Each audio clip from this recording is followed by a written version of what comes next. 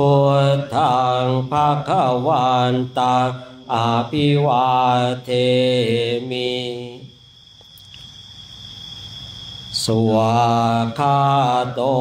ภควตาธัมโมธัมมังนามัสสามิสุปฏิปันโนภควโตสาวกสังโฆสังฆังนะมามิหันดามยังพุทธสาภะคะวะโตบุปภาคณมการังกะโรมะเสนะโมตัสสะภะคะวะโตอะระหะโตสัมมาสัมพุทธัสสะนะโมตัสสะภะคะวะโตอะระหะโตสัมมาสัมพุทธัสสะนะโมตัสสะภะคะวะโตอะระหะโตสัมมาสัมพุทธัสสะอิมังกัมมฐานังอธิฐามิทุติยัมปิอิมังกัมมฐานังอธิฐามิตติยัมปิอิมังกัมมฐานังอธิฐามิและกราบกราบกราบ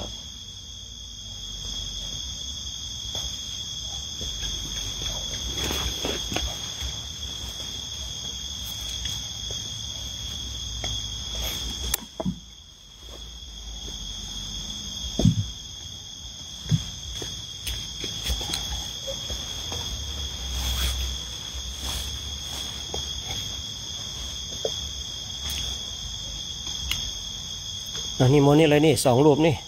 ตรงนี้ว่างอยู่นี่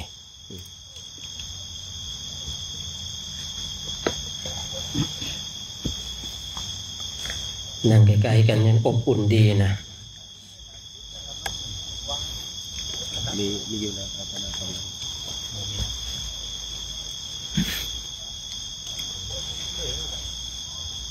ในช่วงน้ำหนักตอนนี้ไปเนาะเราท่านทั้งหลายก็จะได้พากันเจริญจิตตภาวนากันสักระยะหนึ่งก่อนที่เราจะได้มาทำวัดสวดมนต์ในช่วงนี้ก็เป็นช่วงในการมันเป็นเปลี่ยนภาวนานะดูจิตดูใจของเรา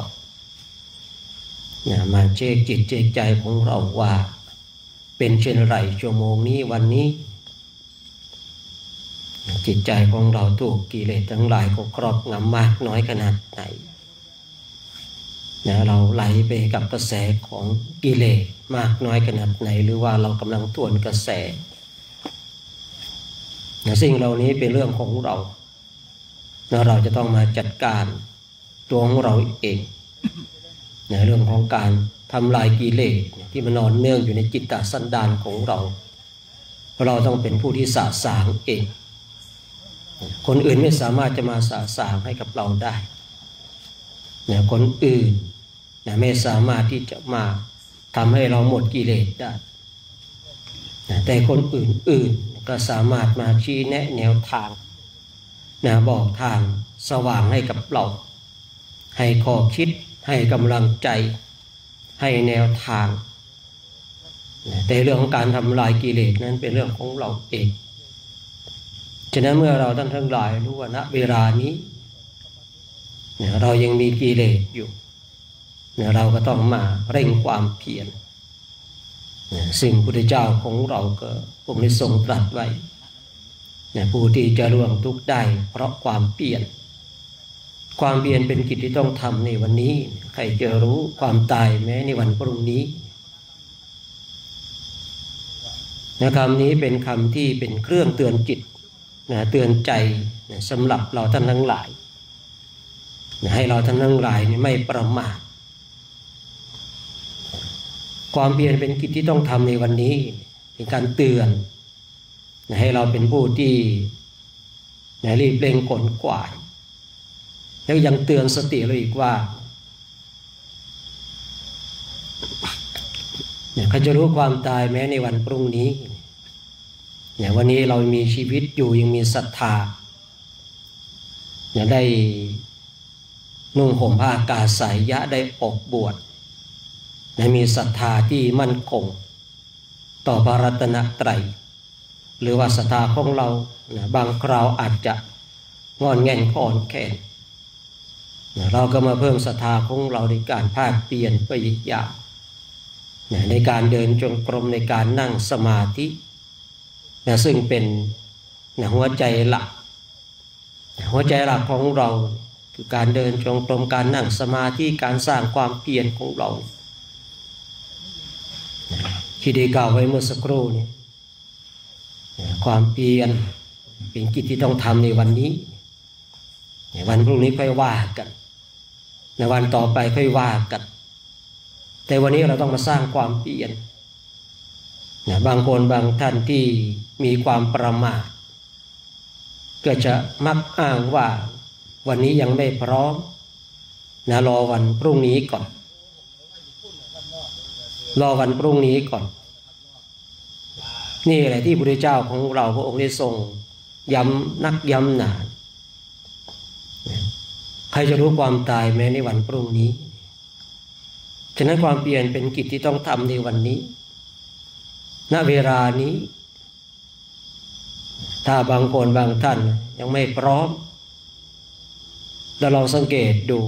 บางสิ่งบางอย่างไปหาความพร้อมไม่เจอหรอกท่านทั้งหลายหาความพร้อมไม่เจอเช่นเจ้าชายสิทธัตถะมหาโพธิสัตว์ถามว่าตอนออกบวชเนี่ยพร้อมไหมก็ไม่พร้อมอัครสาวกเบื้องซ้ายเบื้องขวาเนี่ยพร้อมไหมก็ไม่พร้อมสาวกทั้งหลายเนี่ยบางรูปบางองค์เนี่ยก็ไม่พร้อมแต่ก็ต้องออกบวช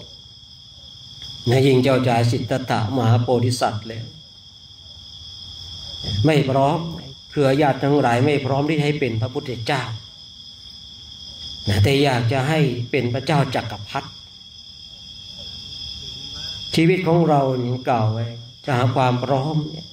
ชีวิตที่สมบูรณ์แบบชีวิตที่เต็มร้อยนี่บางทีมันหายากเหลือเกินชีวิตของเราเลยเป็นเช่นที่เราได้ประสบพบเจอขาดตกบกพร่องบ้างได้ดังใจบ้างไม่ได้ดังใจบ้างนี่แหละชีวิตของเราเป็นเช่นนี้เราจึงต้องมาเรียนรู้ชีวิตของเราทำไมเราต้องมาเรียนรู้ชีวิตของเราเพื่อเราจะได้เห็นความทุกข์ที่มันเกิดขึ้นเมื่อความทุกข์เกิดขึ้นเราจะได้กำหนดรู้ทุกข์นั้นว่าทุกข์นั้นเป็นเช่นไรสัตว์ทั้งหลายมีความทุกข์เบียดเบียนอยู่ตลอดเวลาสัตว์ทั้งหลายพยายามที่จะออกจากกองทุกข์แต่มีน้อยนักที่จะเดินออกจากกองทุกข์ได้โดยส่วนมากก็อยากจะออกจากกองทุกข์แต่ไม่รู้หนทาง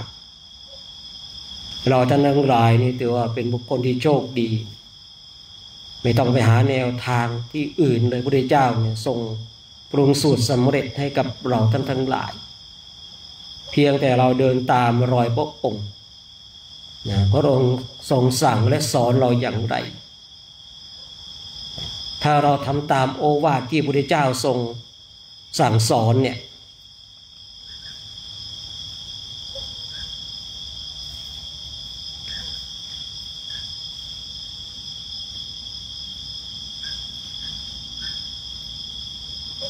ถ้าเราทำตามโอวาทที่พระองค์ได้ทรงสั่งสอนให้โอวาทกับเราเนี่ยเราได้ดีอย่างแน่นอนพระองค์ทรงสั่งไว้อย่างไรทรงสอนไว้อย่างไรเราทำตามโอวาทที่พระองค์ได้ทรงสั่งและสอนไว้ถึงแม้ว่าชาตินี้เราไม่ได้เข้าสู่อริยมรรคอริยผลแต่ไม่ลงอบายอย่างแน่นอน ฉะนั้นขึ้นอยู่กับตัวของเราเองว่าณเวลานี้เรามีความเพียรมากน้อยขนาดไหนนี่ความเพียรของแต่ละบุคคลแต่ละท่านนั้นเนี่ยก็ต้องมาดูตัวเองต้องรู้จักประมาณว่าตนเองเนี่ยต้องตั้งความเพียรระดับไหนอย่างไรบางรูปบางองค์เนี่ยวาสนาบารมีอันเก่าก่อนทำมาดีเดินจงกรมชั่วโมง2 ชั่วโมงจิตก็ยังลงสู่สมาธิแต่บางรูปบางองค์วาสนาอันเก่าก่อนมีน้อยเหลือเกินก็ต้องทำความเพียรให้มากเดินจงกรม3 ชั่วโมงนั่งสมาธิ3 ชั่วโมงคือเราจะต้องมารู้จักตัวของเราด้วยตัวของเราเองเมื่อเราตั้งความเพียรที่ถูกต้องเพราะว่าเราทั้งหลายนี่ตั้งความเพียรเพื่อที่จะออกจากกองทุกข์คนหนึ่งคนใดตั้งความเพียรในสิ่งใดเขาก็จะสำเร็จในสิ่งนั้นบางคนบางท่านอยากจะเรียนจบปริญญาตรีโทเอกเขามีความเพียรภาคเพียรที่จะเรียนถ้าเขาไม่ละความเพียรเขาย่อมสำเร็จในการศึกษานั้นๆแต่ใครจะเรียนบาลีก็ดีเรียนอภิธรรมก็ดีแต่ก็มีความเพียรในกิจนั้นๆย่อมสำเร็จในสิ่งที่ตนเองปรารถนานี่ความเพียรของเราตั้งจิตว่าเพียรของเราเพื่อเพียรที่จะออกจากกองทุกข์มาเดินจงกรมมานั่งสมาธิทำอย่างไรที่ทำให้เราเนี่ยออกจากกองทุกข์อย่างที่ได้กล่าวไว้เมื่อสักครู่เนี่ยเราเนี่ยมีความทุกข์เบียดเบียนอยู่ตลอดเวลาหิวก็เป็นทุกข์อิ่มก็เป็นทุกข์ร้อนก็เป็นทุกข์หนาวก็เป็นทุกข์หูได้ยินเสียงที่ไม่ชอบใจก็เป็นทุกข์กายของเราได้ถูกต้องสัมผัสสิ่งอื่นๆที่ไม่ชอบใจมันก็เป็นทุกข์เจอเพื่อนพระพุทธพรหมจรรย์มองสายตาที่ไม่ชอบอกชอบใจเราก็เป็นทุกข์เราถูกความทุกข์เบียดเบียนอยู่ตลอดเวลาเมื่อเรามีความทุกข์เบียดเบียนอยู่ตลอดเวลาแล้วเราจะกำหนดรู้ทุกข์นั้นได้อย่างไรคือบางทีเรามีความทุกข์เกิดขึ้นแต่เราไม่ได้กำหนดทุกข์นั้นเมื่อเราไม่ได้กำหนดทุกข์นั้นเราก็ไม่เห็นโทษว่าเป็นเช่นไรเมื่อเราไม่ได้กำหนดว่าทุกข์นั้นเป็นเช่นไรมีโทษอย่างไรสัตว์ทั้งหลายย่อมเพลิดเพลินอยู่ในวัฏฏะนี้ย่อมชอบใจในการเกิด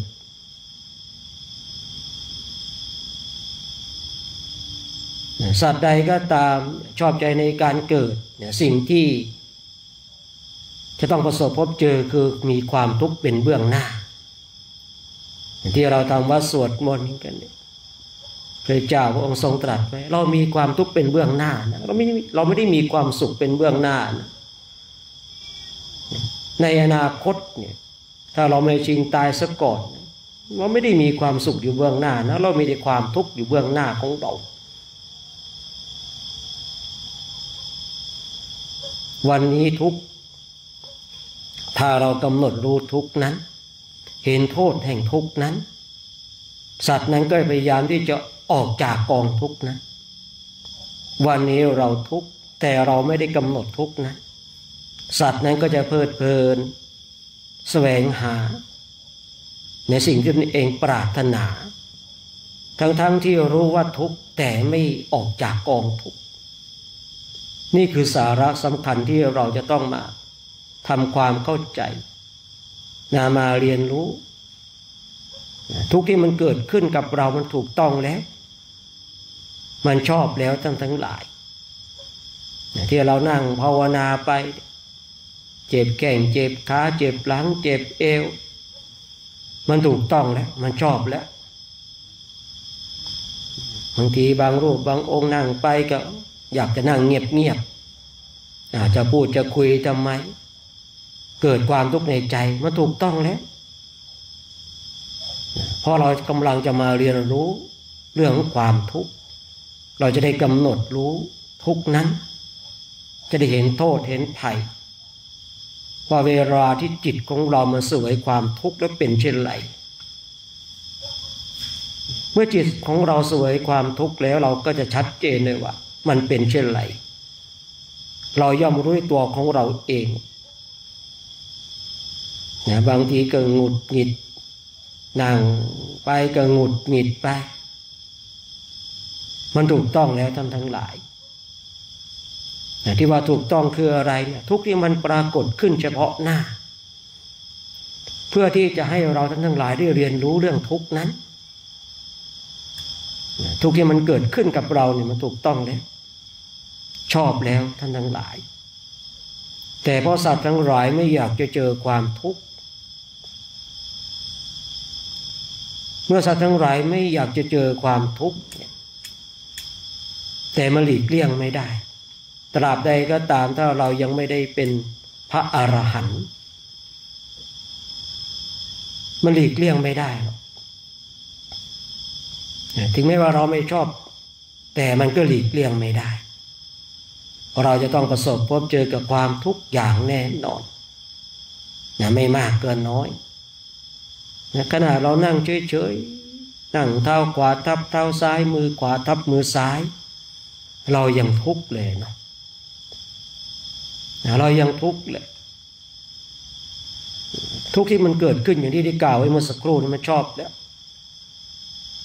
เป็นช่วงโชคดีนาทีทองของเราเมื่อทุกข์มันปรากฏขึ้นเรามีหน้าที่รู้กำหนดรู้ทุกข์นั้นด้วยสติด้วยปัญญาของเราทุกข์ที่มันเกิดขึ้นมันชอบแหละทีนี้ขึ้นอยู่กับตัวของเราเองว่าเราจะมีสติมีสัมปชัญญะมีปัญญาญาณ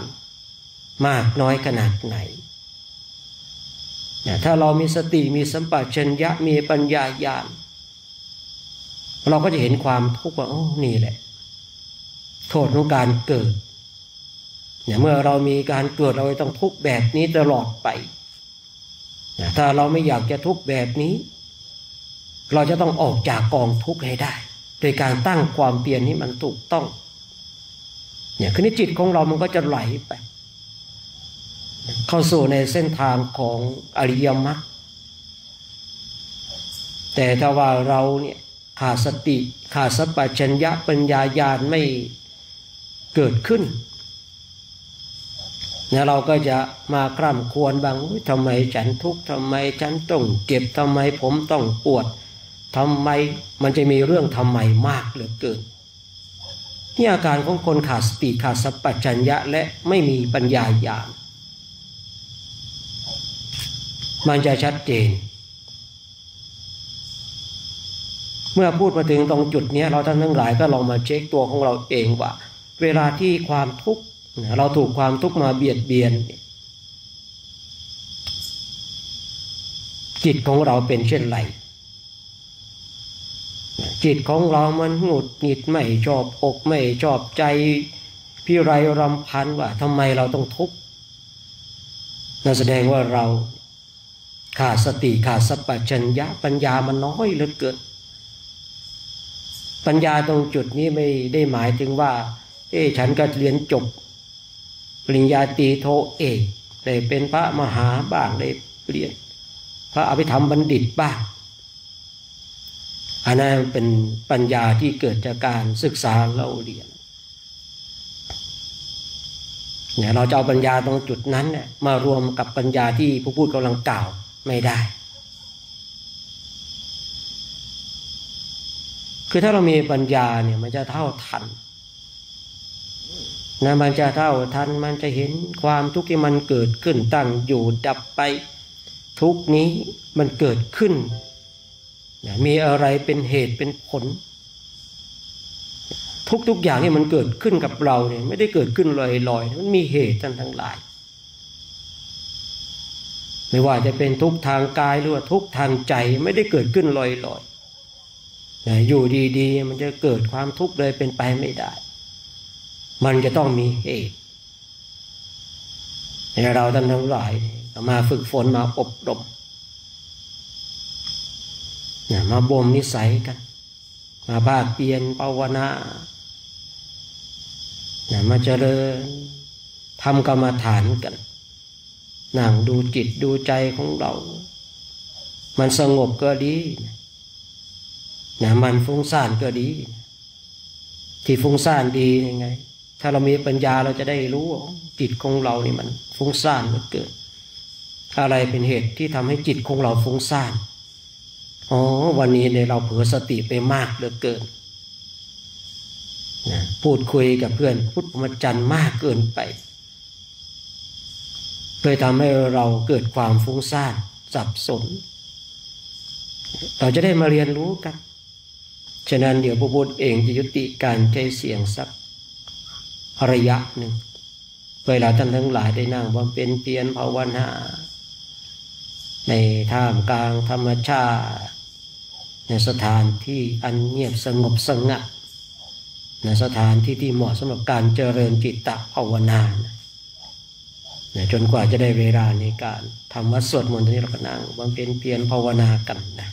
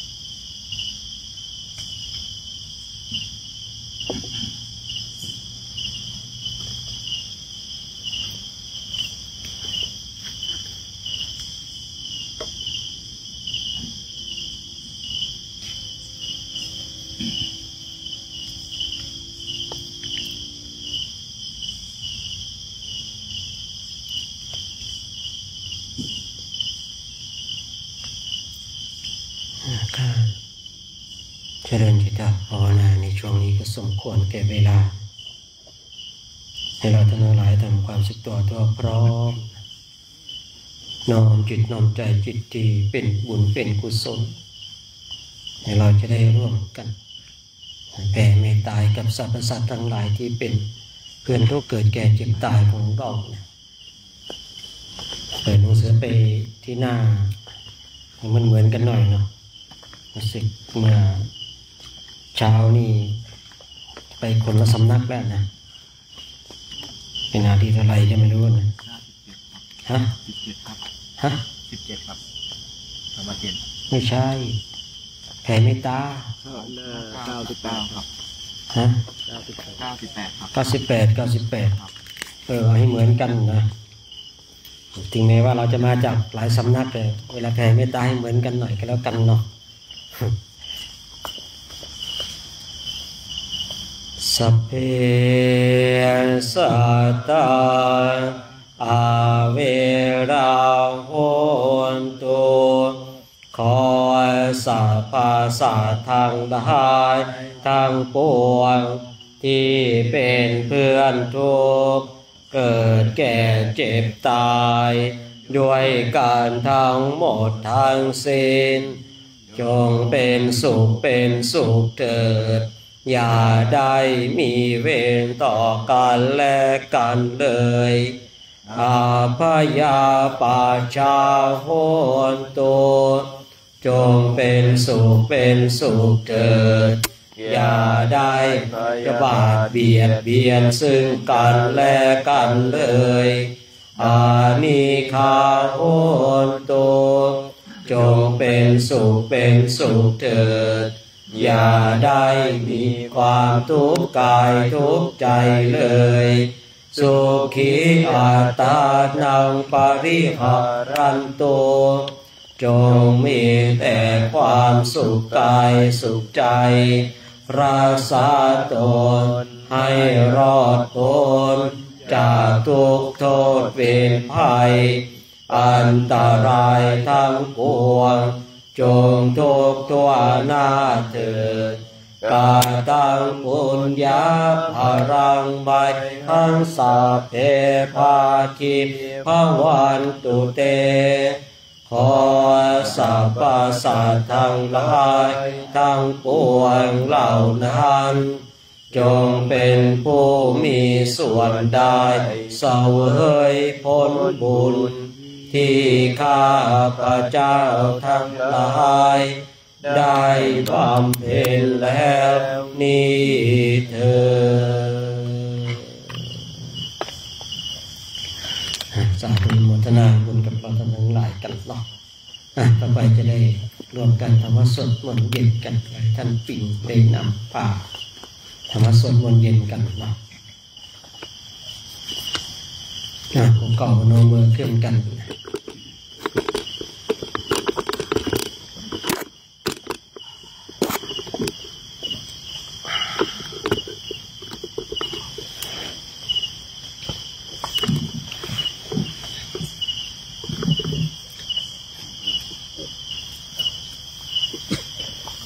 ขอโอกาสครูบาอาจารย์เป็นต้นเสียงในการสวดมนต์ทำวัดเย็นในวันนี้พร้อมกันแล้วกราบ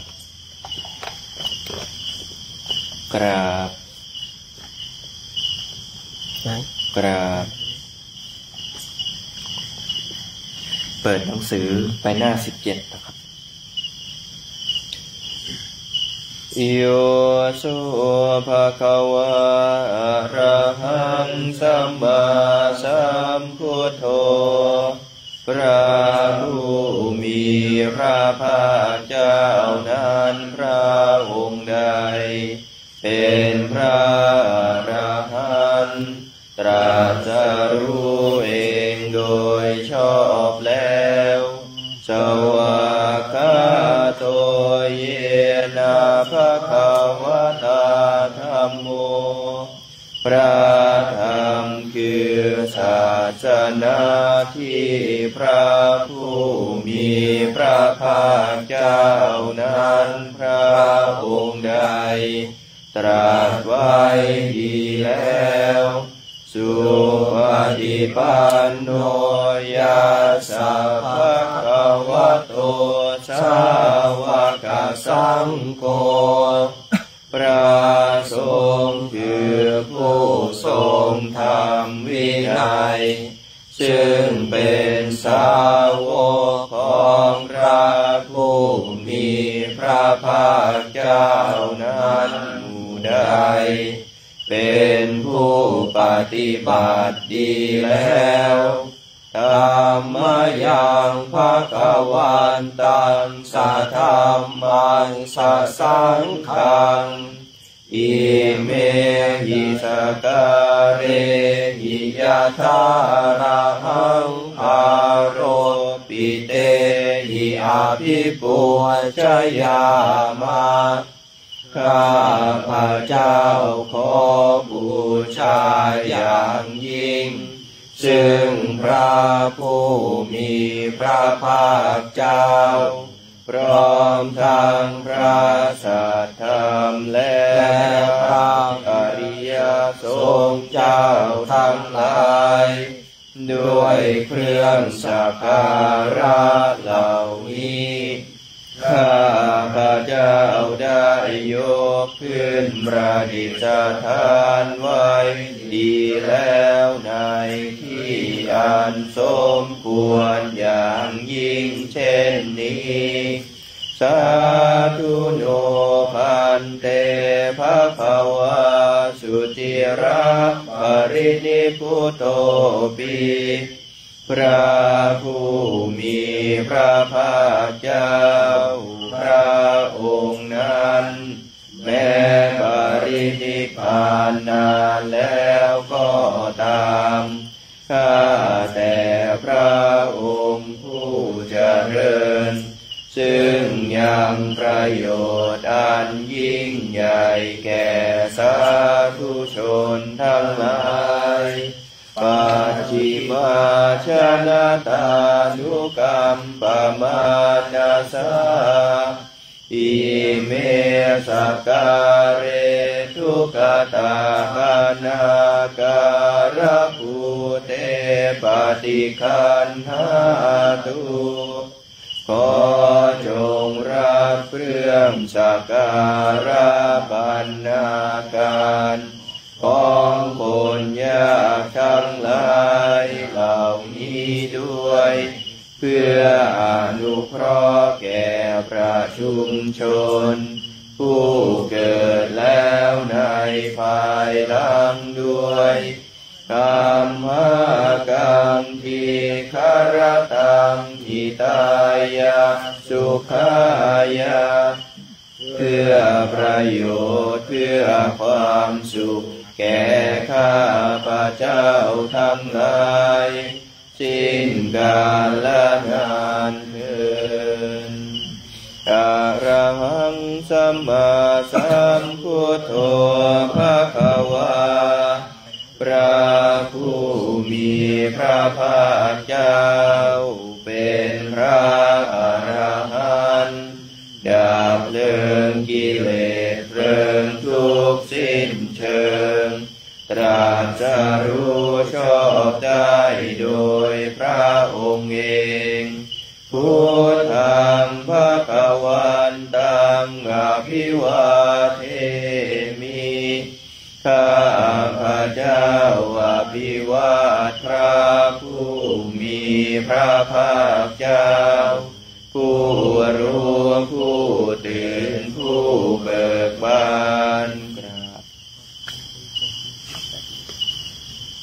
สวากขาโตภะคะวะตาธัมโมพระธรรมเป็นธรรมที่พระผู้มีพระภาคเจ้าตรัสไว้ดีแล้วธัมมังนามัสสามิข้าพระเจ้านมัสการพระธรรมสุปฏิปันโนภะคะวะโตสาวกสังโฆพระสงฆ์สาวกของพระผู้มีพระภาคเจ้าปฏิบัติดีแล้วสังฆังนามามิข้าพระเจ้านอบน้อมพระสงฆ์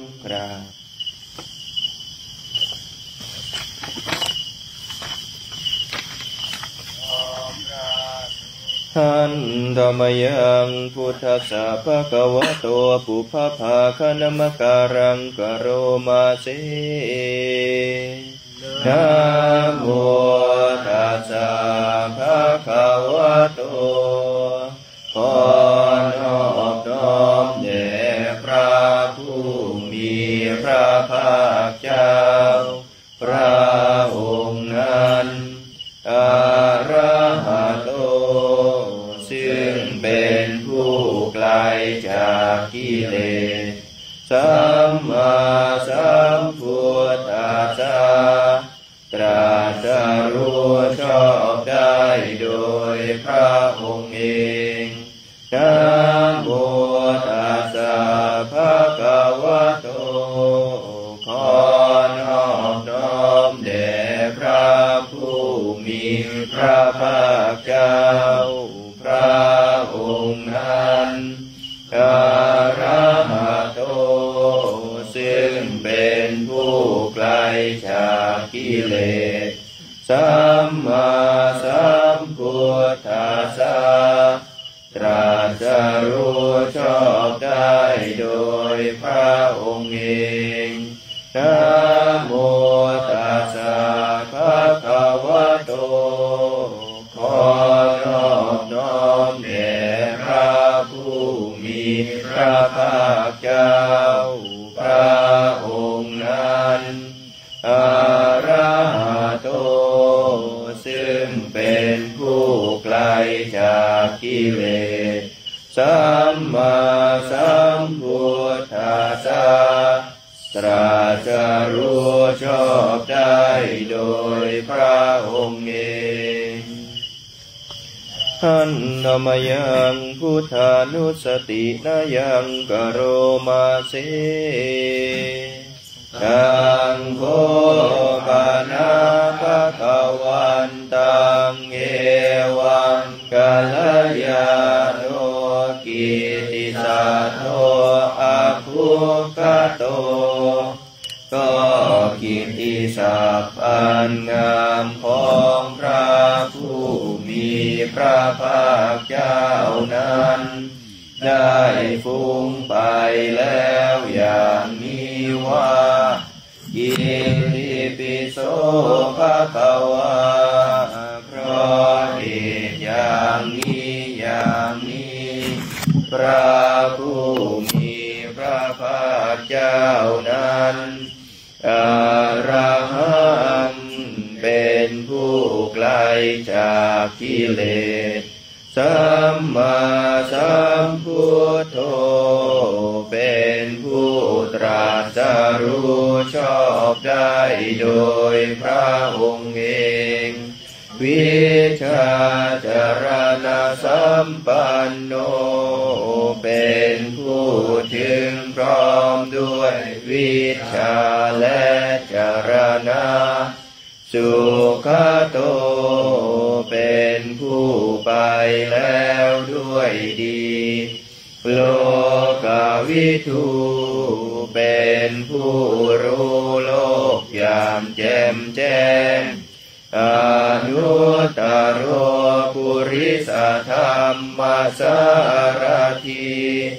เ เป็นผู้สามารถฝึกบุรุษที่สมควรฝึกได้อย่างไม่มีใครยิ่งกว่า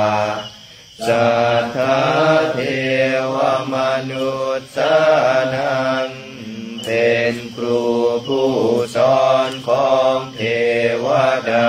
และมนุษย์ทั้งหลายพุทโธเป็นผู้รู้ผู้ตื่นผู้เบิกบานด้วยธรรมภควาติเป็นผู้มีความจำเริญจำแนกคำสั่งสอนสัตว์ดังนี้หันธรรมยังพุทธาภิกขิติงกโรมาเสพุทธวารหันตวรตาทิคุณาภิยุตโตพระพุทธเจ้าประกอบด้วยคุณมีความประเสริฐแห่งอรหันตคุณเป็นต้นสุทธาภิญาณการุณาหิสมาคตโตมีพระองค์อันประกอบด้วยพระญาณและพระกรุณาอันบริสุทธิ์โพเทสิโยสุชนตังกามลังวาสุโรพระองค์ได้ทรงประทำชนที่ดีให้เบิกบานดุจอาทิตย์ทำบัวให้บานวันธามหันตมรณังศิรสาชิเนทังข้าพระเจ้าไหว้พระชินสีผู้ไม่มีกิเลสพระองค์นั้นด้วยเสียงกล่าวพุทโธโยสัพพปานินังสารนังเขมามุตตมังพระพุทธเจ้าพระองค์ใดเป็นสารณะอันเกษมสูงสุดของสัตว์ทั้งหลายปั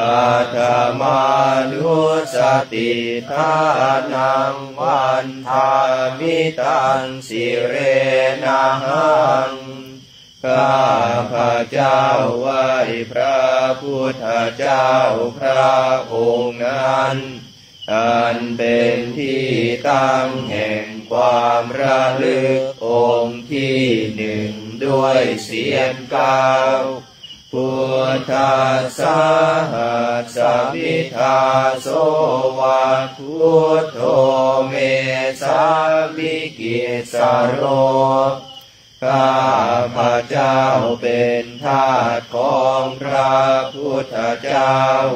พระพุทธเจ้าเป็นนายมี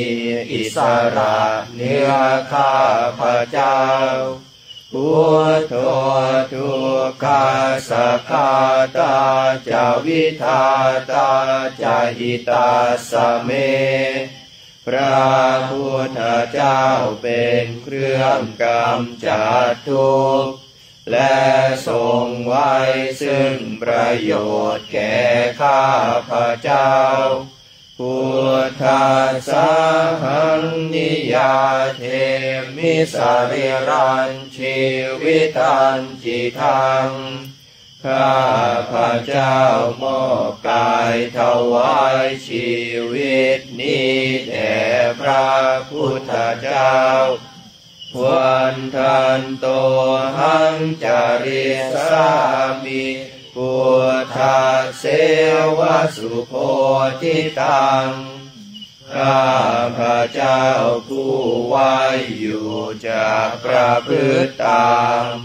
ซึ่งความตรัสรู้ดีของพระพุทธเจ้านั้น ทิเมสารนังอัญญังพุทโธเมสารนังวรัง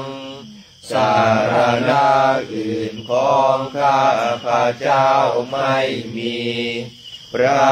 พุทธเจ้าเป็นสารณะอันประเสริฐของข้าพระเจ้าเอเตนะสัจวัชเชนะวัตยังสัตตุสัสเนด้วยการกล่าวคำสัตย์นี้ข้าพระเจ้าพึงเจริญในพระศาสนาของพระศาสดาพุทธังเมวันธรรมาเนนะยังปุญญังปัสสุตังอิทาข้าพระเจ้าผู้ไว้อยู่ซึ่งพระพุทธเจ้าได้ควรขวายบุญใดในบัดนี้สัพเพปิอันตรายาเมมาเหสุงตัสสะเตชะสาอันตรายทั้งปวงอย่าได้มีแก่ข้าพระเจ้าด้วยเดชแห่งบุญนั้นกายเยนะวาจายวะเทนะสาวาด้วยกายก็ดีด้วยวาจาก็ดีด้วยใจก็ดีพุทเทกุกัมมังปะกะตังมยายังกรรมหน้าที่เตียนอันใดที่ข้าพระเจ้ากระทำแล้วในพระพุทธเจ้าพุทโธปฏิคันนาตุอาจยันตังขอพระพุทธเจ้าจงงดซึ่งโทษล่วงเกินอันนั้นกาลันตะเรสังวริตุงวะพุทเทเพื่อการสำรวมระวังในพระพุทธเจ้าในการต่อไป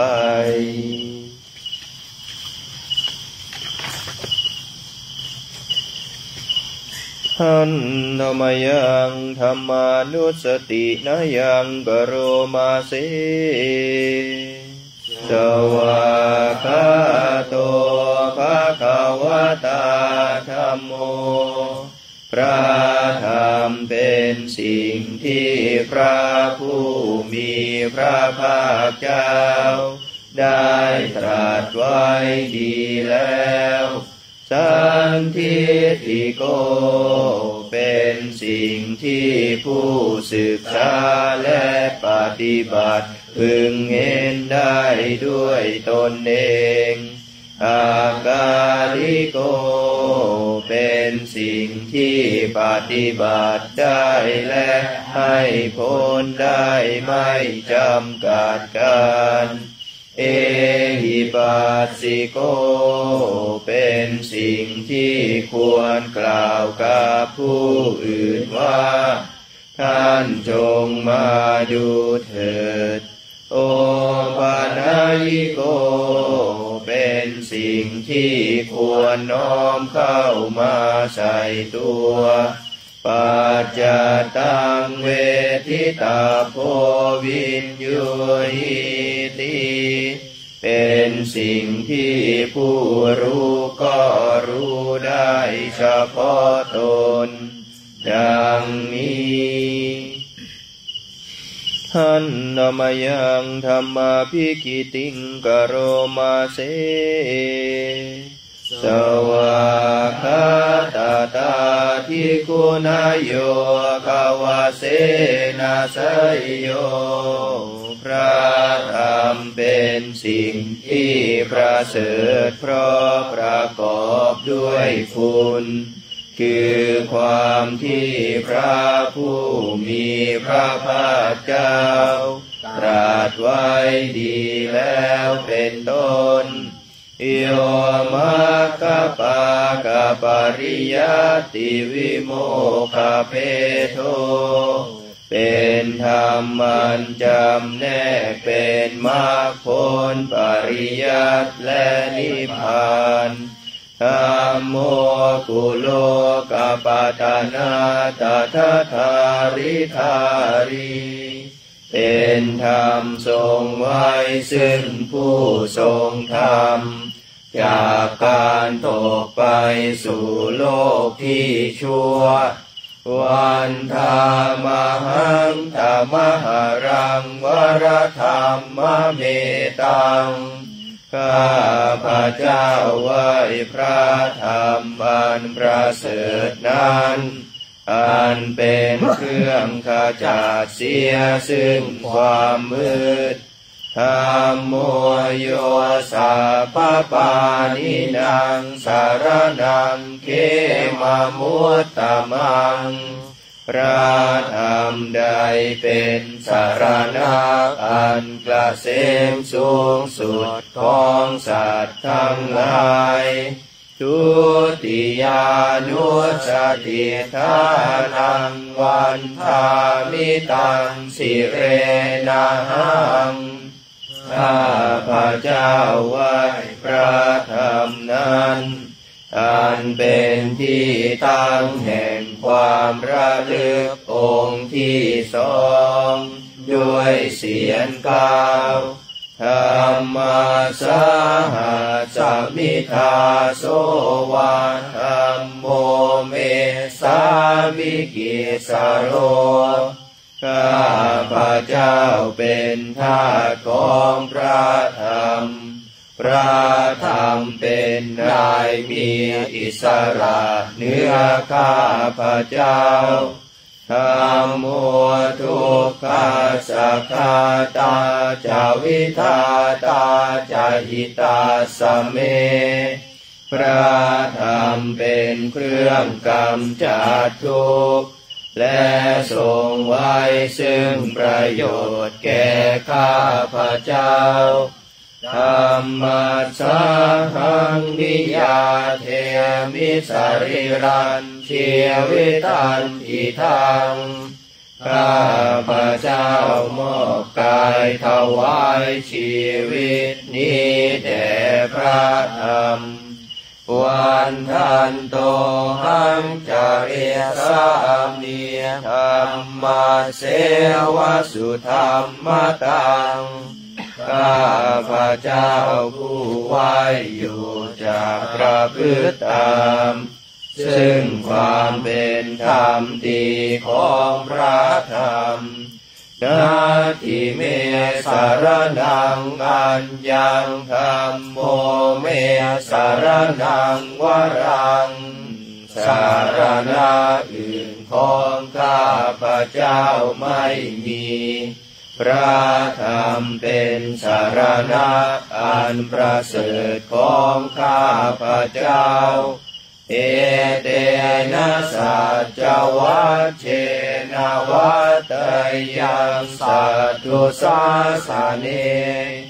ด้วยการกล่าวคำสัตย์นี้ข้าพระเจ้าพึงเจริญในพระศาสนาของพระศาสดาธัมมังเมวันธมาเนนะยังปุญญังปัสสุตังอิทาข้าพระเจ้าผู้ไหวอยู่ซึ่งพระธรรมได้ควรขวายบุญใดในบัดนี้สัพเพปิอันตรายาเมมาเหสุนตัสสะเตชะสาอันตรายทั้งปวงอย่าได้มีแก่ข้าพระเจ้าด้วยเดชแห่งบุญนั้นกายเยนะวาจายวเจตสาวาด้วยกายก็ดีด้วยวาจาก็ดีด้วยใจก็ดีธัมเมกุกัมมังปะกตังมะยายัง ทำหน้าที่เตียนนันใดที่ข้าพระเจ้ากระทำแล้วในพระธรรมธัมโมปฏิคันหตุอาจยันตังขอพระธรรมจงงดซึ่งโทษล่วงเกินอันนั้นกาลันตเรสังวริตุงวะธรรมเมเพื่อการสำรวมระวังในพระธรรมในการต่อไป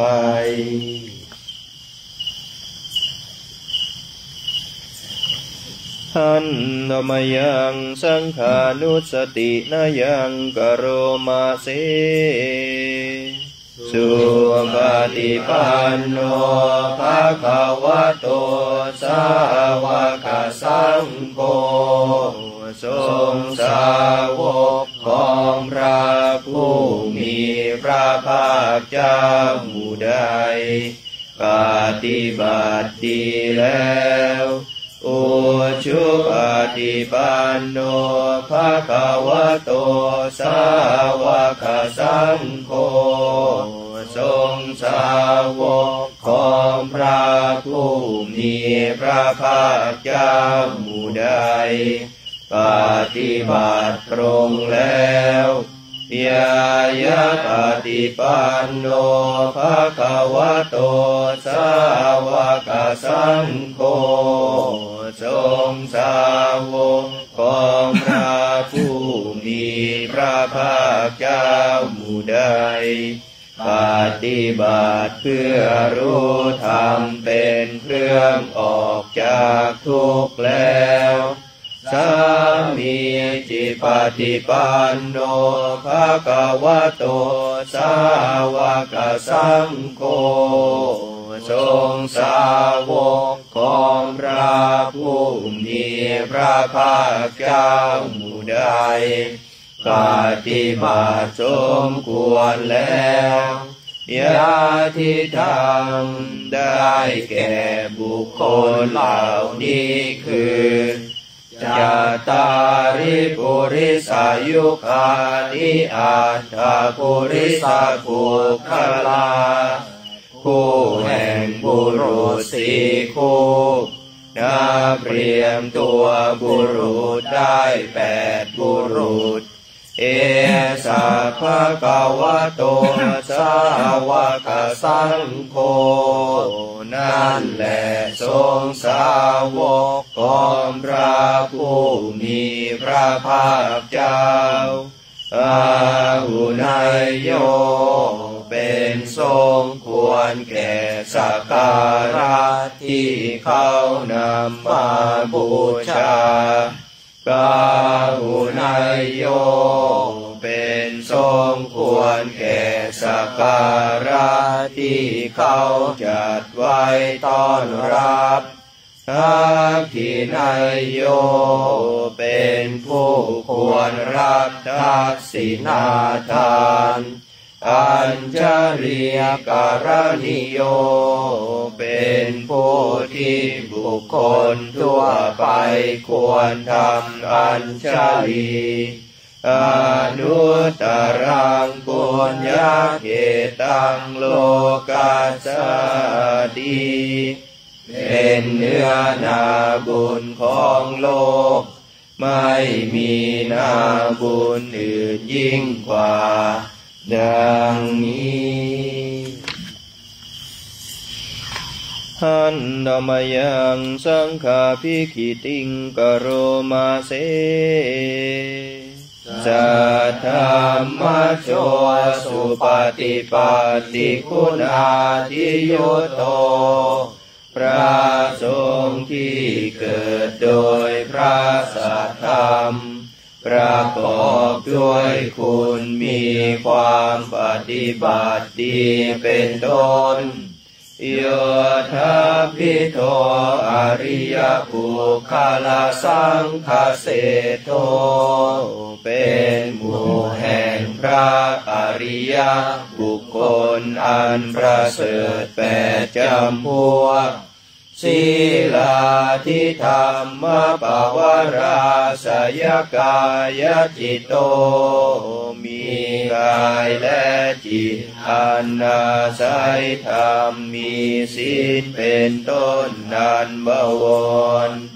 วันธามหังตมริยานาคานังสุทังข้าพระเจ้าไหว้หมู่แห่งพระอริยเจ้าเหล่านั้นอันบริสุทธิ์ด้วยดีสังโฆโยสัพพปานินางสารนังเขมามุตตมังพระ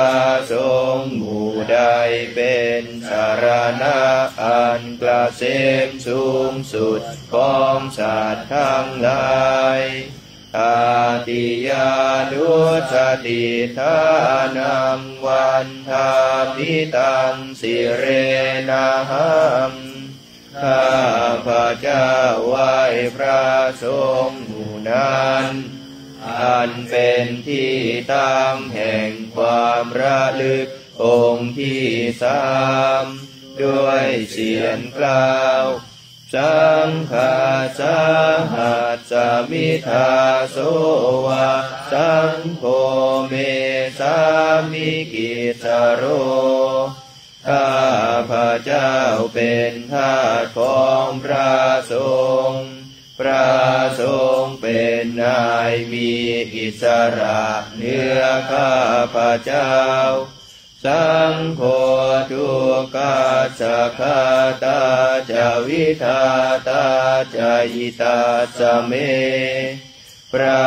สงฆ์เป็นเครื่องกำจัดทุกข์และ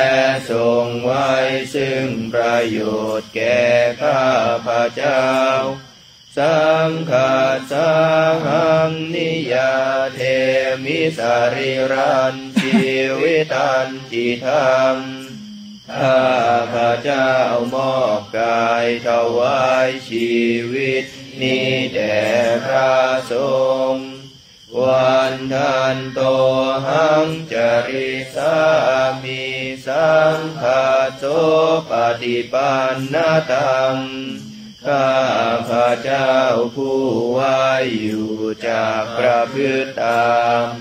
ซึ่งความปฏิบัติดีของพระสงฆ์นาทิเมสารนังอัญญังสังโฆเมสารนังวรังสารณะอื่นของข้าพระเจ้าไม่มีพระสงฆ์เป็นสารณะอันประเสริฐของข้าพระเจ้าเอเตนะสัจวัตเชนะวัตถยังสัตถุสาสเนด้วยการกล่าวคำสัตย์นี้ข้าพระเจ้าพึงเจริญใน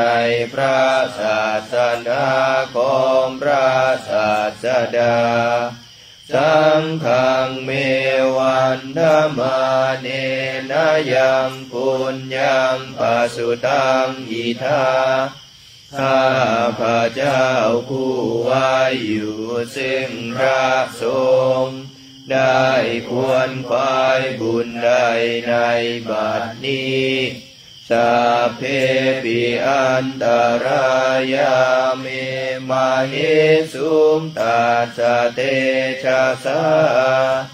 อันตรายทั้งปวงอย่าได้มีแก่ข้าพระเจ้าด้วยเดชแห่งบุญนั้นกายเยนะวาจายวะเจตสาวาด้วยกายก็ดีด้วยวาจาก็ดีด้วยใจก็ดีสังฆกุกัมมังปะกตังมยายังกรรมหน้าติเตียนันใดที่ข้าพระเจ้ากระทำแล้วในพระสงฆ์สังโฆปฏิคันหตุอาจยันตังข ขอพระสงฆ์จงงดซึ่งโทษล่วงเกินนั้นกาลันตะเรสังวริตุงวาสังเคเพื่อการสำรวมระวังในพระสงฆ์ในการต่อไป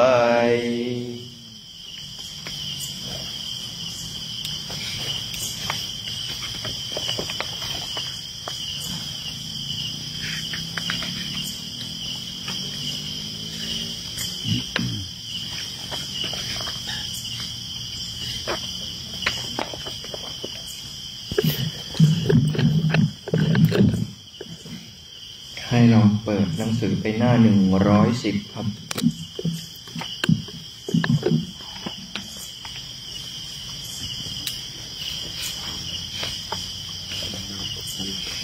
ทันนมยังอนัตตลักขณสุตตปาทังพนามาเสเอวเมสุตังเอกังสมัยยังภคะวะภารณสิยังวิหารติอิสิปตาเนมิคทายเยตาตระโคภคะวะปัญจวัคคีเยภิกขุอามันเตสีข้าพระเจ้าคือพระอานนท์ได้สดับมาอย่างนี้สมัยหนึ่งพระผู้มีพระภาคเจ้าเสด็จประทับอยู่ที่ป่าอิสิปตานามฤคทายวันใกล้เมืองพาราณสีในเวลานั้นพระองค์ได้ตรัสเตือนพระภิกษุปัญจวัคคีย์ว่ารูปังภิกขเวอนัตตารูปัญจหิทังภิกขเวอัตตาอภวิสสนายิทังรูปังอาภาทายสังวัตยลาเพทาจารูเปเอวังเมรูปังโหตุเอวังเมรูปังมาโหสิติดูก่อนภิกษุทั้งหลายรูปคือร่างกายนี้ไม่ใช่ตัวตนก็หากว่ารูปนี้เป็นตัวตนแล้วไซ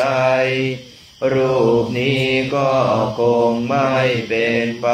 เพื่ออาพาธทั้งยังจะได้ตามความปรารถนาในรูปว่าขอรูปของเราจงเป็นอย่างนี้เถิดอย่าได้เป็นอย่างนั้นเลยยาสมาจะโคภิกขเวรูปังอนัตตาตัสสมารูปังอาภาทายสังวัตตินาจลัพพติรูเปเอวังเมรูปังโหตุเอวังเมรูปังมาโหสิติดูก่อนภิกษุทั้งหลายก็เพราะเหตุที่รูปไม่ใช่ตัวตนรูปจึงเป็นไปเพื่ออาพาธและไม่ได้ตามความปรารถนาในรูปว่าขอรูปของเราจงเป็นอย่างนี้เถิดอย่าได้เป็นอย่างนั้นเลย เวทนาอนัตตาเวทนาจายิทังภิกขเวอัตตาอภวิสนายิทังเวทนาอาภาทายาสังวัตยาลาเพทาจเวทนายะเอวังเมเวทนาโหตุเอวังเมเวทนามาอาโหสิติดูก่อนภิกษุทั้งหลายเวทนาคือความรู้สึกอารมณ์ไม่ใช่ตัวตนก็หากว่าเวทนานี้เป็นตัวตนแล้วไซเวทนานี้ก็คงไม่เป็นไปเพื่ออาพาธทั้งยังจะได้ตามความปรารถนาในเวทนาว่าขอเวทนาของเราจงเป็นอย่างนี้เถิดอย่าได้เป็นอย่างนั้นเลยยาสมาจะโคภิกขเวเวทนาอนัตตาตัสสมาเวทนาอาภาทายาสังวัตตินาจลาภติเวทนายะเอวังเมเวทนาโหตุเอวังเมเวทนามาอาโหสิติดูก่อนภิกษุทั้งหลายก็เพราะเหตุที่เวทนานั้นไม่ใช่ตัวตนเวทนาจึงเป็นไปเพื่ออาพาธและไม่ได้ตามความปรารถนาในเวทนาว่าขอเวทนาของเราจงเป็นอย่างนี้เถิดอย่าได้เป็นอย่างนั้นเลยสัญญาอนัตตาสัญญาจาหิทังภิกขเวอัตตาอภวิสนายิทังสัญญาอาภาทายาสังวัตยาลาเพทาจะสัญญายะเอวังเมสัญญามาตุเอวังเมสัญญามาอาหิดูก่อนภิกษุทั้งหลายสัญญาคือความจำไม่ใช่ตัวตนก็หากว่าสัญญานี้เป็นตัวตนแล้วไซสัญญานี้ก็คงไม่เป็นไปเพื่ออาพาธทั้งยังจะได้ตามความปรารถนาในสัญญาว่าขอสัญญาของเราจงเป็นอย่างนี้เถิดอย่าได้เป็นอย่างนั้นเลยยาสมาจะโคภิกขเวสัญญาอนัตตาตัสสมาสัญญาอาภาทายาสังวัตตินาจลาภติสัญญายะเอวังเมสัญญาโหตุเอวังเมสัญญามาอาโหสิติดูก่อนภิกษุทั้งหลายก็เพราะเหตุที่สัญญาไม่ใช่ตัวตนสัญญาจึงเป็นไปเพื่ออาพาธและไม่ได้ตามความปรารถนาในสัญญาว่าขอสัญญาของเราจงเป็นอย่างนี้เถิดอย่าได้เป็นอย่างนั้นเลยสังขารา นัตตาสังขาราจหิธังภิกขเวอัตตาอภวิสังสุนายิธังสังขาราอาภาทายาสังวัตเตยุงลาเพทาจาสังขาเรสุเอวังเมสังขาราโหตุเอวังเมสังขารามาอาหิสุนติดูก่อนภิกษุทั้งหลายสังขารทั้งหลายคือสภาพที่เกิดกับใจปรุงใจ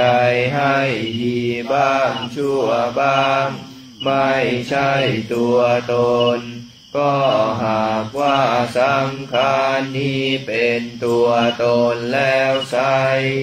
สังขารนี้คงไม่เป็นไปเพื่ออาพาธทั้งยังจะได้ตามความปรารถนาในสังขารว่าขอสังขารของเราจงเป็นอย่างนี้เถิด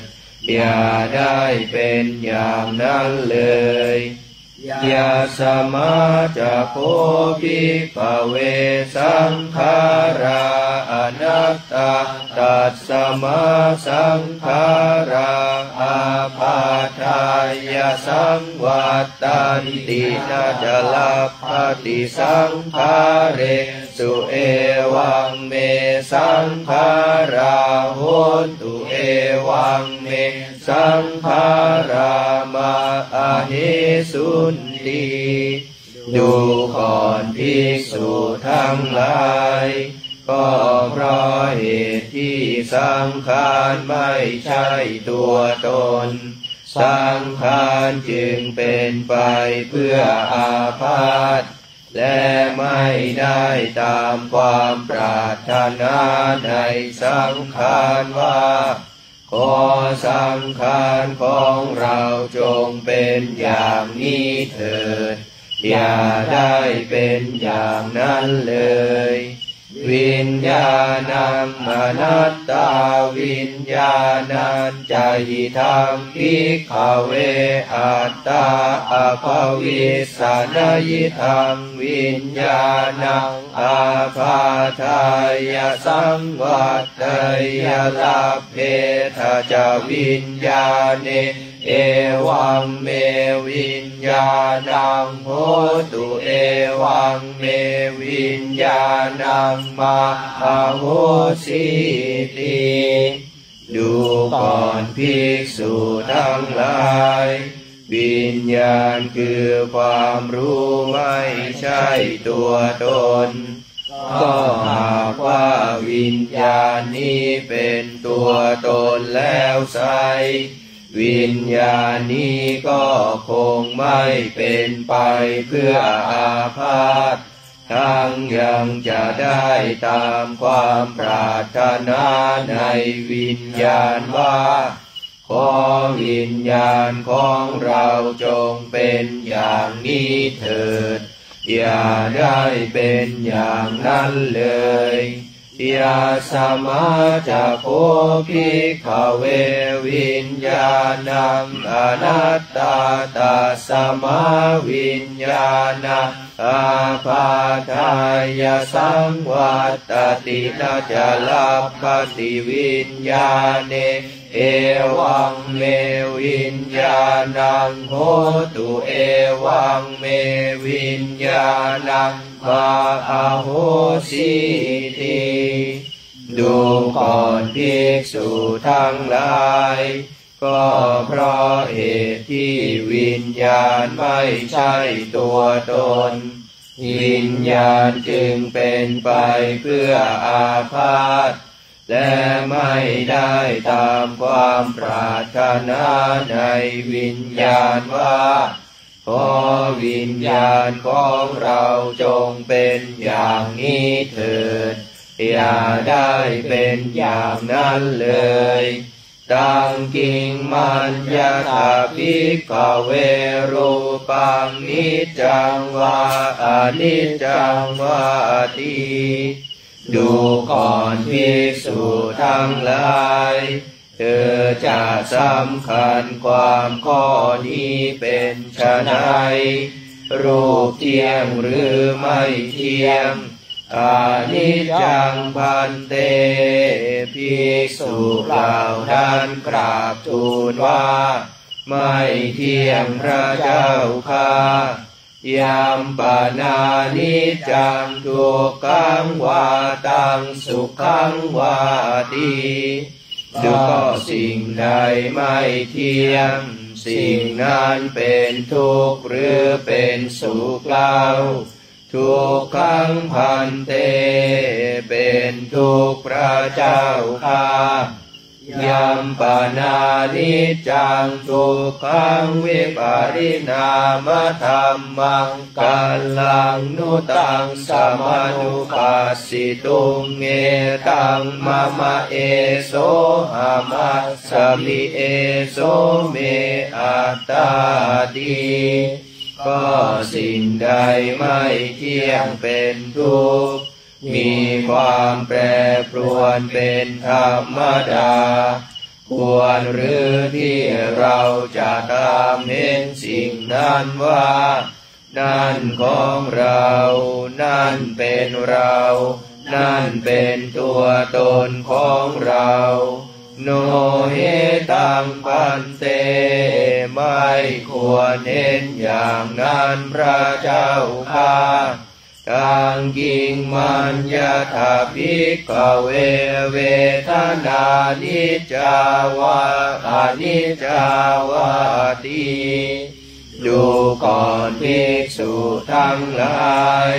เธอจะสำคัญความข้อนี้เป็นไฉนเวทนาเที่ยงหรือไม่เที่ยงอนิจจาพันเตภิกษุเหล่านั้นกราบทูลว่าไม่เที่ยงพระเจ้าข้า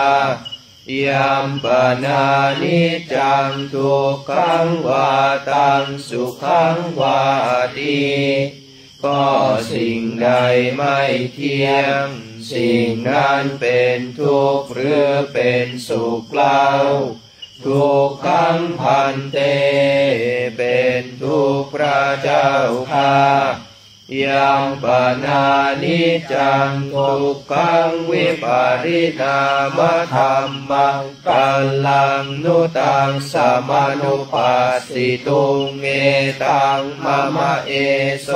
หะมัสสมิเอโสเมอัตตาติก็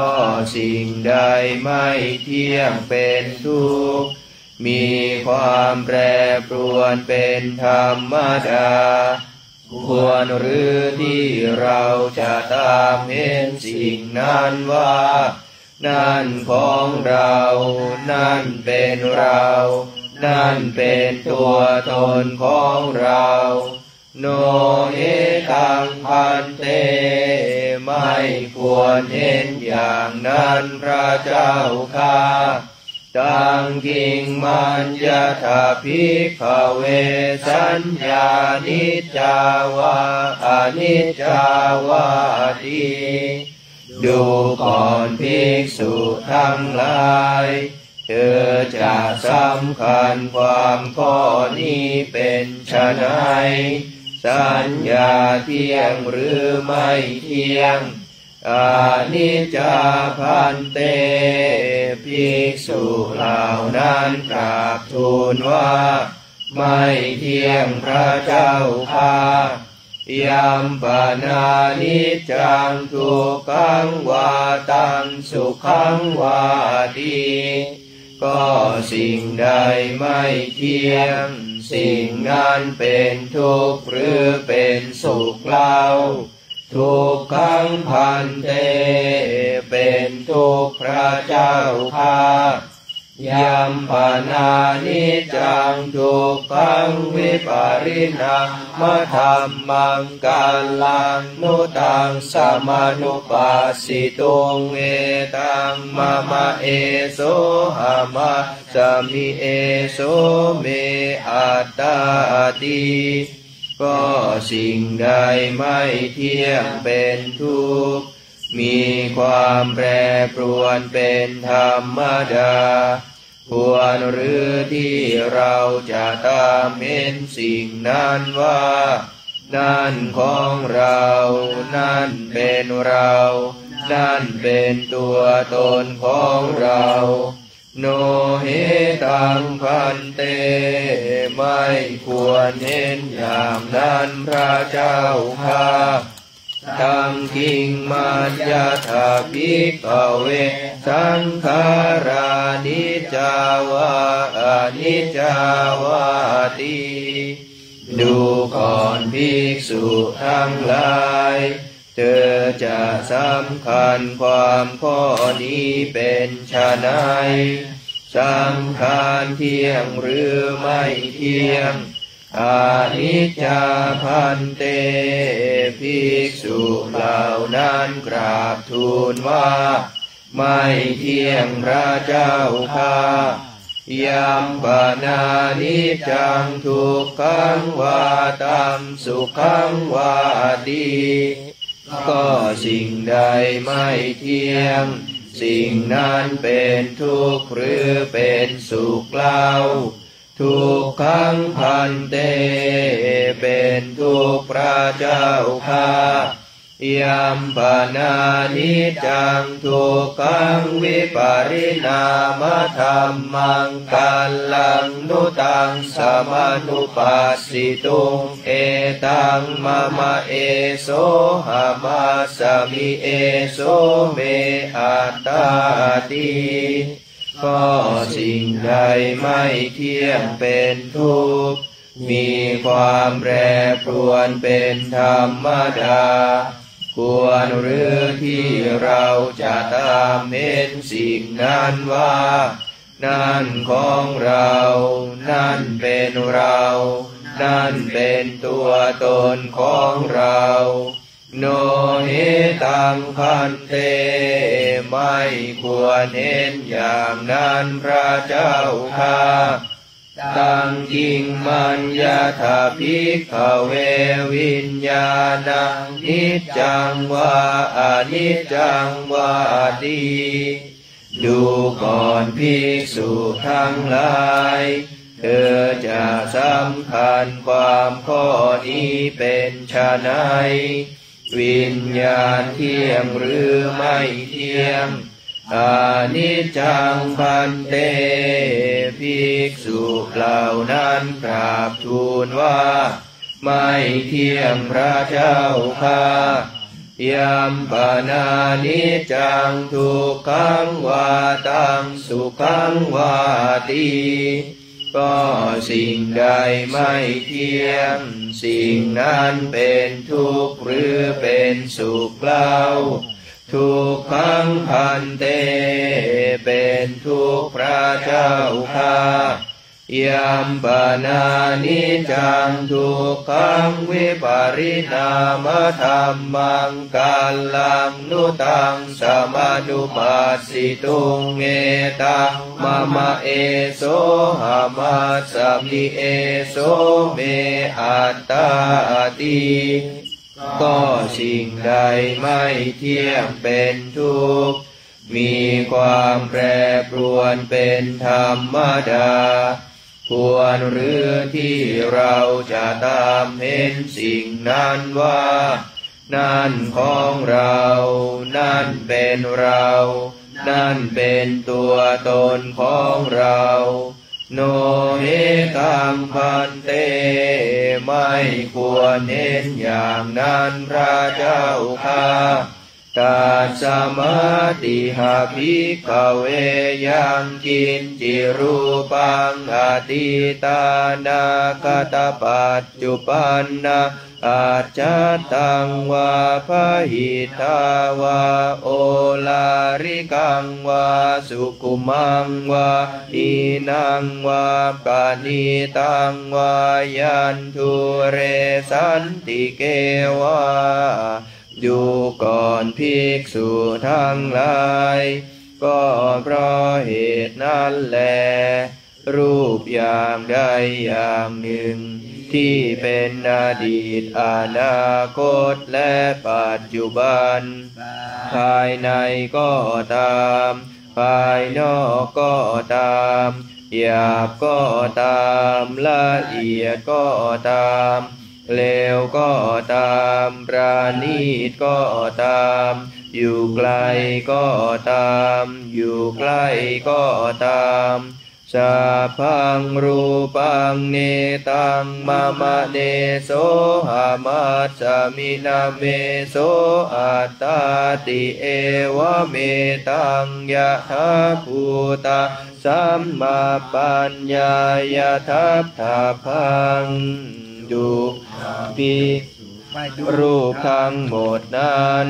เธอทั้งหลายพึงเห็นด้วยปัญญาอันชอบตามความเป็นจริงอย่างนี้ว่านั่นไม่ใช่ของเรานั่นไม่ใช่เป็นเรานั่นไม่ใช่ตัวตนของเรายากาจิเว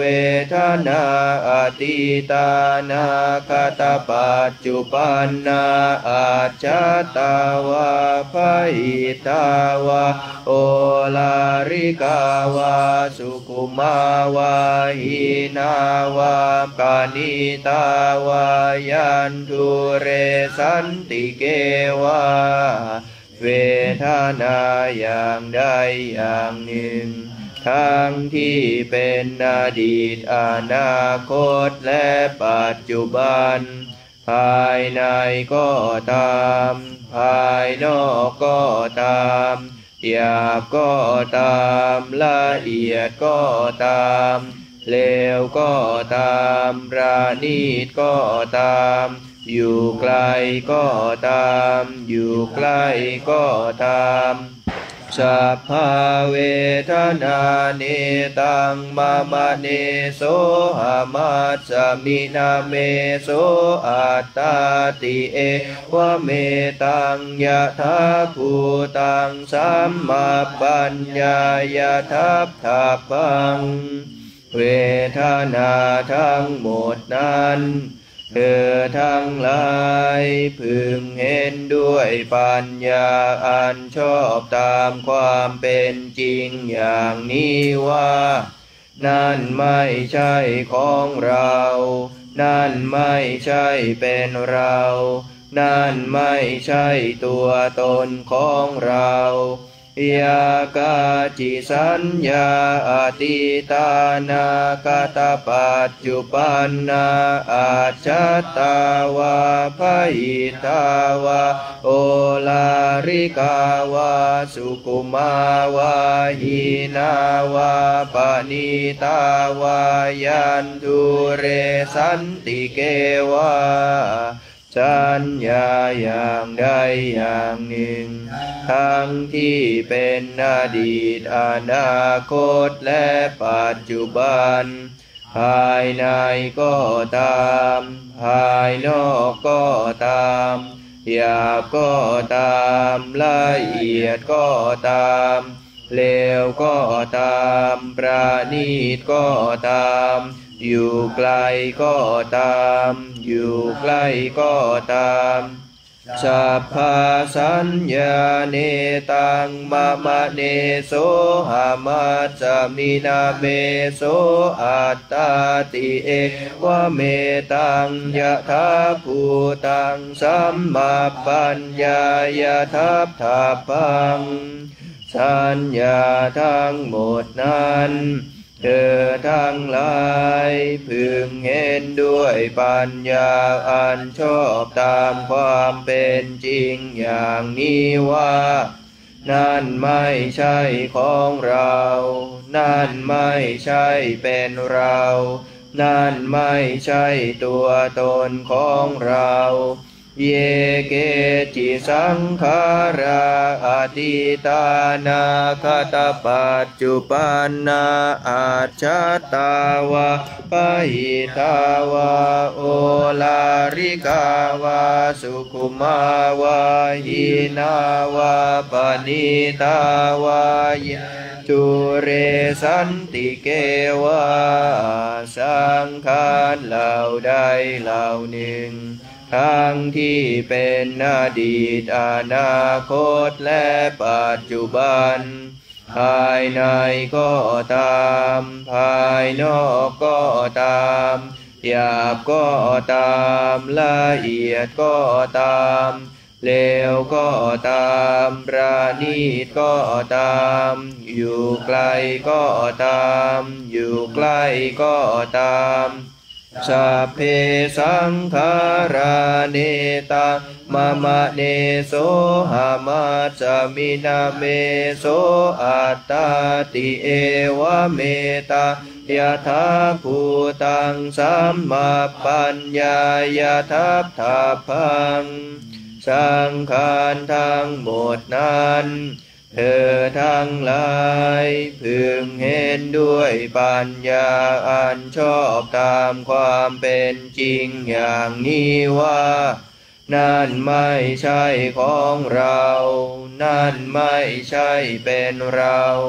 นั่นไม่ใช่ตัวตนของเรายังกินจิวิญญาณังอติตานาคตปัจจุปันนังอาจตังวาภหิตาวาโอลาริกังวาสุขุมังวาหินังวาปานิตังวายันทุเรสันติเกวาความรู้เรื่องใดเรื่องหนึ่งทั้งที่เป็นอดีตอนาคตและปัจจุบันภายในก็ตามภายนอกก็ตามหยาบก็ตามละเอียดก็ตามเลวก็ตามประณีตก็ตามอยู่ไกลก็ตามอยู่ใกล้ก็ตามสัพพังวิญญาณังเนตังมะมะเนโสหามาสมินาเมโสอัตตาติเอวะเมตังยะถาภูตังสัมมาปัญญายะทัพทาพังความรู้เรื่องใดเรื่องหนึ่งนั้น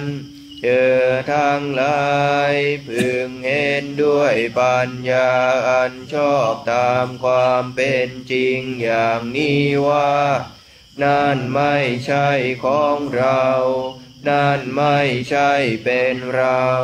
นั่นไม่ใช่ตัวตนของเราเอวังปัจจังภิกขเวสุตวะอริยสาวโกรูปัสสมิงปินิพพินทติเวทนายปินิพพินทติสัญญายปินิพพินทติสังขารเรสุปินิพพินทติวิญญาณสมิงปินิพพินทติดูก่อนภิกษุทั้งหลายอริยสาวกผู้ได้สดับแล้วอย่างนี้ย่อมเบื่อหน่ายในรูปย่อมเบื่อหน่ายในเวทนาย่อมเบื่อหน่ายในสัญญาย่อมเบื่อหน่ายในสังขารย่อมเบื่อหน่ายในวิญญาณนิพพินทางวิราชติวิราคาวิมุตจติเมื่อเบื่อหน่ายย่อมคลายกำหนัดเพราะสิ้นกำหนัดจิตก็หลุดพ้นวิมุตตัสสมิงวิมุตตมิติญาณังโหติขีนาชาติวุสิตังพรหมจริยังกตังกรณียังนาปรังอิตตายาติปัจจานาติติเมื่อจิตพ้นแล้วย่อมมีญาณอย่างรู้ว่าจิตหลุดพ้นแล้วรู้ชัดว่าชาติสิ้นแล้วพรหมจรรย์อยู่จบแล้วกิจที่ควรทำได้กระทำสำเร็จแล้ว กิจอื่นเพื่อความเป็นอย่างนี้มิได้มีอีกแล้วอิธัมมะโวจะภควาอัตตมนาปัญจวัคคียาภิกขุภควโตภาสิตาอภินันทุงพระผู้มีพระภาคเจ้าได้ตรัสอนัตตลักขณสูตรนี้จบลงพระภิกษุปัญจวัคคีย์ต่างก็มีใจยินดีชื่นชมในพระภาสิทธิ์ของพระผู้มีพระภาคเจ้าอิมัสสมิงจะปนวัยยกรณัสสมิงพันยมาเนปัญจวัคคียานะภิกขุนังอนุปาทายะอาสเวหิจิตตานิวิมุตติงสุติก็ขณะเมื่อพระผู้มีพระภาคเจ้ากำลังตรัสเทศนาพระภาสิทธินี้อยู่พระภิกษุปัญจวัคคีย์ก็มีจิตหลุดพ้นแล้วจากอาสวะกิเลสที่เป็นผลของความเคยชินแห่งการเกิดกิเลสทั้งหลายเพราะไม่ยึดมั่นถือมั่นด้วยอุปาทานดังนี้แลเปิดหนังสือย้อนกลับไปหน้า95ครับกรวดน้ำตอนเย็นหันนามยังอุทิสนาทิฏฐานาคาทายโยพนามาเสอิมินาปุญญกรรมเมนาด้วยบุญนี้อุทิศยาคุณุตระอุปัชฌาย์ผู้เลิศคุณอาจาริยุปการาจาและอาชีพที่เราทำอิมินาอุทิศเสนาจาและอุทิศให้ปวงสัตว์ขีปาหังสุลเพเจวาเราพลันได้ซึ่งการตัดตัณอุปาทานาเจตนังตัวตัณหาอุปาทานเยสันตาเนยินาธรรมะสิ่งชั่วในดวงใจยาวานิพพานโตมะมังกว่าเราจะถึงนิพพานนาจันตุสัพพทาเยวามาลายสิ้นจากสันดานยัตถาชาโตภเวภเวทุกภพที่เราเกิดอุชุจิตังสติปัญญามีจิตตรงและสติทั้งปัญญาอันประเสริฐสัลเลโควิริยัมหินาพร้อมทั้งความเพียรเลิศเป็นเครื่องขูดกิเลสหายมาราลพันตุโนกาสังโอกาสอย่าพึงมีแก่หมู่มารสิ้นทั้งหลายกาตุนจาวิริเยสุเมเป็นช่องประทุษร้ายทำลายล้างความเพียรจมพุทธาธิปวโรนาโทพระพุทธผู้บวรนาถธัมโมนาโทวรุตตโมพระธรรมที่พึงอุดมนาโทปัจเจกพุทโธจาพระปัจเจกพุทธสมสังโฆนาโทตโรมะมังโทพระสงฆ์ที่พึงพยอง เตโสตมานุภาเวนะด้วยอานุภาพนั้นมาโรกาสังละพันตุมาขอหมู่มารอย่าได้ช่องทัสสะปุญญานุภาเวนะ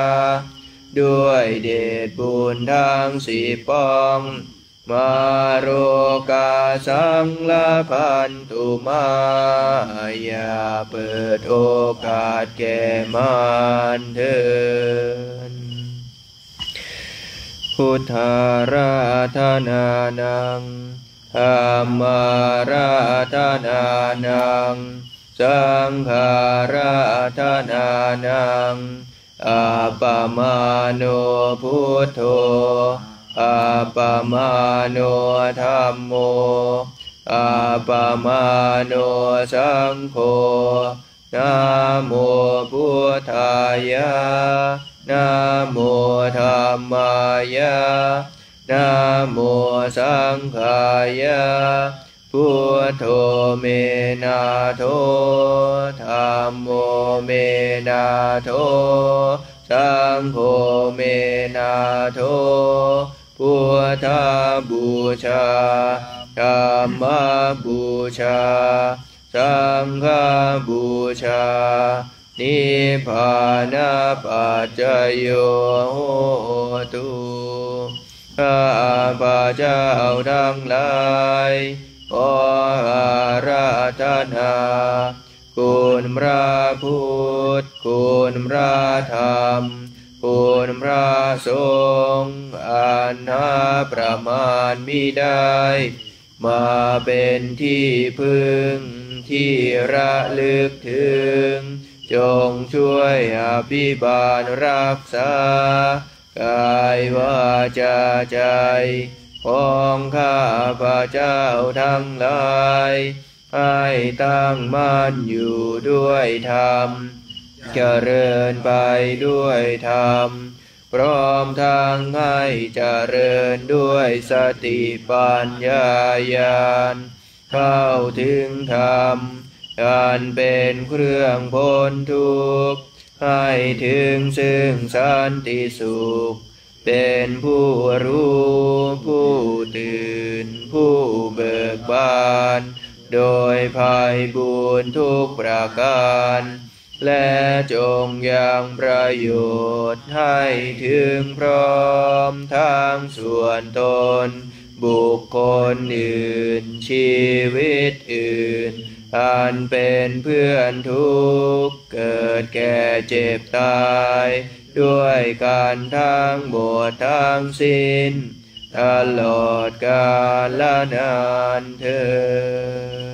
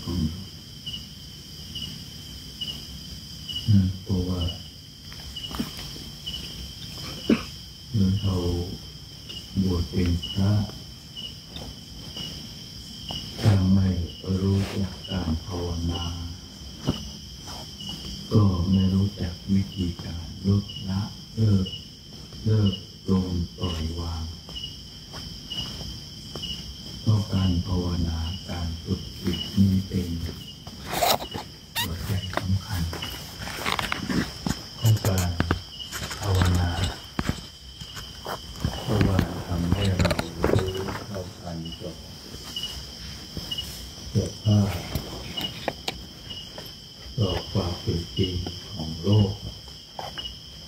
อย่างเช่นว่าความยึดถืออัตตาความยึดถือตัวตนมันยึดของเรายึดว่าเป็นเราแต่ว่าสิ่งที่เรายึดเอาไว้มันก็ไม่ได้มันก็ต้องเปลี่ยนแปลงไปตามโอกาสกาลเวลาเมื่อพระพุทธเจ้าของเราลงนึกภาพว่าพระผู้มีพระภาคเจ้าของเราได้ให้เราพิจารณาอาหารพิจารณาของใช้ทุกอย่างแม้